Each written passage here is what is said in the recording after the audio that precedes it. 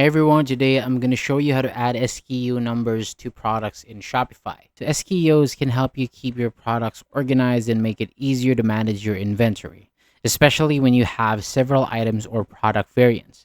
So to get started, I want you to open your Shopify admin dashboard and click products from the left side menu. So this will open the list of products in your store.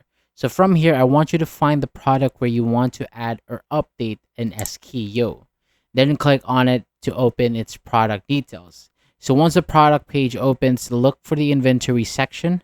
So in here, you should see a field labeled SKU. So click inside that field and enter the SKU number you want to use for the product. It is also a good idea to use an SKU that makes the item easy to identify when managing your inventory. And if the product has different variants, such as different sizes or colors, go to the variant section and select the specific variant that you want to edit.